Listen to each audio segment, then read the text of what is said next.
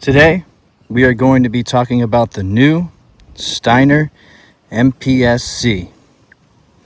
It may look a little familiar to some people because it has some of the same design features as the original MPS, but in a very compact size. That's what the C stands for, is compact.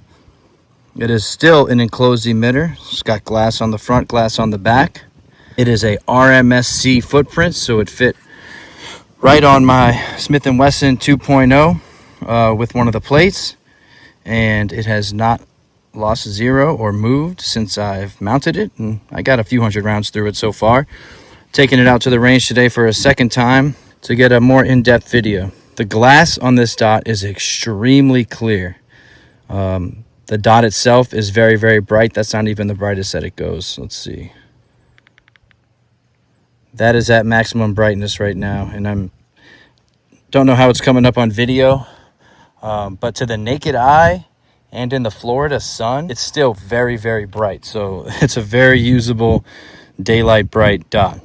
It's got the battery compartment on the side, so it's easy to change the battery. You don't have to remove the dot. All around, it looks like it's built like a tank. It's got these little protrusions here, these little guards on the side to protect the glass. It's just a very sturdy looking, well-built optic. The design is also very aesthetically pleasing too. It looks nice on the gun. Yeah, let's get some rounds through it and see how she does. Gonna be shooting just some basic Federal 124 9mm. Just got my nice little loader here. Don't want to mention the name because it's made in a very controversial country right now. But we'll load this up and we'll get some shots downrange on this steel. All right, let's see how rusty I am on a cold start here. First shots of the day.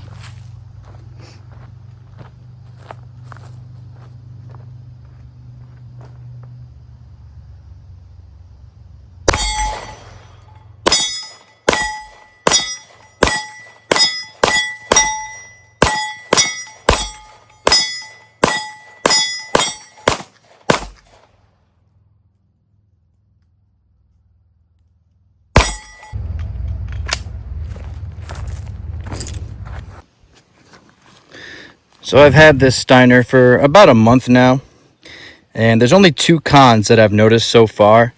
One of them is kind of hard to pick up. I'm going to see if I can get it on camera. I'm going to switch to my meta glasses to see if we can see it a little better. Okay, so now I'm on my glasses. First person POV. I don't know how well this will come up, but I am wearing a hat that's black with white letters. Now when I'm looking at this dot, when I have it out in the sun like this, I can clearly see the reflection of those letters reflecting back at me through this back glass. Can anyone else see that? So it's a little bit distracting if you just try to ignore it and just look at the dot, yeah, or just look through it. But it's something that I notice, and it's something that I don't notice with any other optics, ones that I have. So that would be the Holosun EPS and the Vortex Defender ST. So let me grab the Vortex Defender and we'll check that one out. So here's the Vortex Defender ST. Now I know it only has the one pane of glass. It's not an enclosed optic, but I don't notice that reflection at all. It also has very nice clear glass too. I think the Steiner is a little bit clearer, but I mean this Defender has been very impressive over the time that I've had it. I got it mounted on my 19X. Yeah, and this has just been a great dot. I love the window size. I love the buttons. Easy to use. Up on one side, down on the other. It's just a great dot. And for the price, you really can't beat it right now, in my opinion.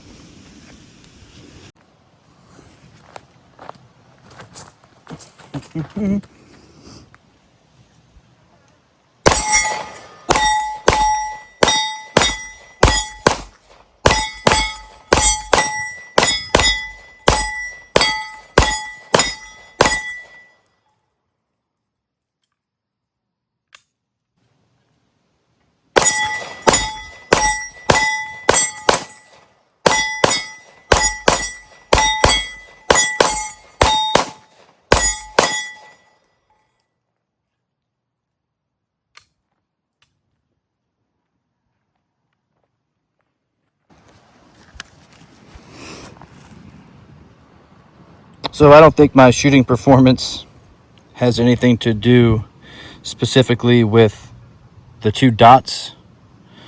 I think it's just because I have much more time behind a Glock than I do a Smith & Wesson. They both are great guns. I never get malfunctions with either of them. But in my opinion, Glocks just shoot so much softer. I don't know if it's the grip angle. I don't know if it's the way it's sprung. This one does have a flashlight on it that could be adding some more weight to the front. But in general, I feel like Glocks just shoot smoother than most other polymer frame guns. I'm a big fan of Glock. Ever since the first time I shot one compared to shooting other guns before it, it just blew me away as soon as I pulled the trigger the first time. It just felt so much smoother, so much softer. But that's just my opinion. Obviously, everybody has a different opinion on what guns they like. As far as the two dots, though, I mean, comparing the window size, comparing the dot size, they're both great dots. The brightness of the dot, the usability of the buttons and the controls, they were both very easy to zero. Both have very tactile clicks with the adjustment turrets. I think the one big takeaway is going to be the price. You're paying half the amount for this Vortex than you are for this Steiner. Now, is it built tough enough to withstand a bomb? And is that worth double the price? It could be to you. Something that's built in Germany as opposed to probably built in China. Is that worth it to you? It could be. Aesthetically, I think they both look really great. Having that second glass is nice for an enclosed emitter. There's another big drawback to the Steiner, though, and that is the way it does its shake awake. It's kind of weird. So when you think of shake awake, I think of Holosun.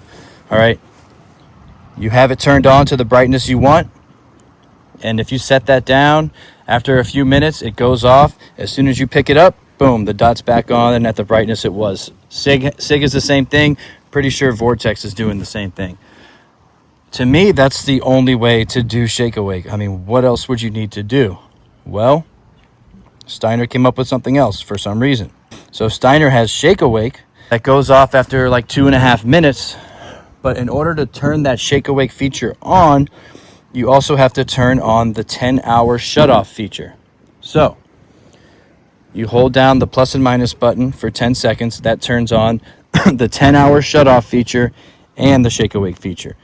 So if within that 10 hours you set it down for 2.5 minutes, pick it up, boom, your dot comes back on. All is fine and well.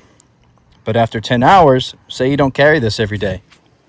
When you pick it up, that dot's going to be off. And you have to turn it back on manually. If you turn that 10-hour shutoff feature off, then your dot just remains constant on. You don't have that shake awake feature on at all. I don't know why they did it like that. There must be some sort of reasoning behind it. I mean, I feel like if the dot shuts off during the shake awake portion, then it should be saving as much battery as if it shut off all the way, right? I mean, the dot's not on, the dot's not on. I don't know. That's just the other drawback that I see with this Steiner. So that shake awake feature is just weird compared to other dots in its class. So yeah, that compared with that weird reflection are the two drawbacks I see with that. Drawbacks with the Defender, I mean, so far I really don't have any. The price is great. The glass is clear. The window is big. Mounting was easy. Zeroing it was easy.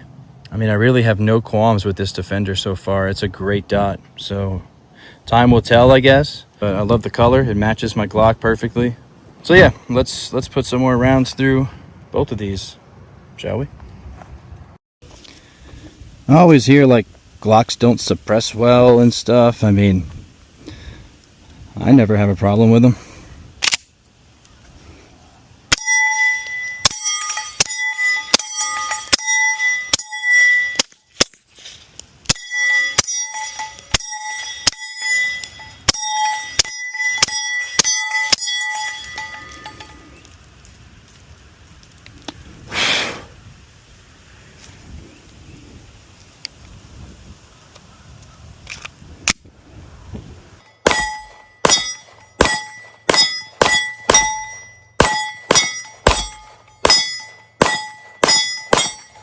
Hi everyone, Chris here. There's a few things I forgot to mention while I was out on the range about the Steiner MPSC. And so I figured I would just go over them here real quick, some of the specs, just to make sure you get all the right information. So, first off, we're clear. I don't believe I showed this side of the optic much in the video, so those are going to be your buttons here. Nice big buttons, up, down, so those are easy to actuate. Very nice clicks, rubber coating on them. Mps-C footprint, so it's going to fit your small, micro compact, subcompact guns. The brightness levels, 2 night vision compatible settings and 12 total, so 10 daylight bright settings. The weight of it is only 1.3 ounces, so this thing is light, small, and it's light. Let's talk about the size of it. 1.46 by 1.27 by 1.08 inches. I mean, this thing is smaller than 2 inches all the way around. It is a tiny little compact optic. Window size, 20 by 16. For the size of this optic, it is a really great window size.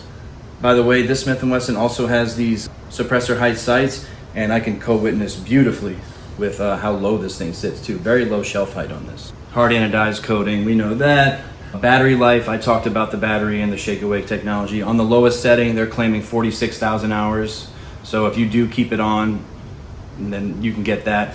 So I'm thinking if you keep it at like the medium setting, you'll probably get 10 to 15,000 hours or something like that. The coolest part though that I didn't mention is it is a 1.6 MOA dot. So this is not a 2 MOA dot, not a 5 MOA dot, not a 3 MOA. It's a 1.6, so it's a very precise little dot. So not only is it super bright, but very precise. So, and the big window, so all that combined makes it a really nice dot just to get on and get some nice precise shots with. The Steiner MPSC is a very cool optic. Like I said, the only drawbacks are going to be, you know, the shake awake system that they have on it with the 10-hour shut off. It's a little weird, but like right now, this thing is off because I had the 10-hour shut off shake awake on. I haven't touched it in 10 hours, so now I have to manually turn this thing on.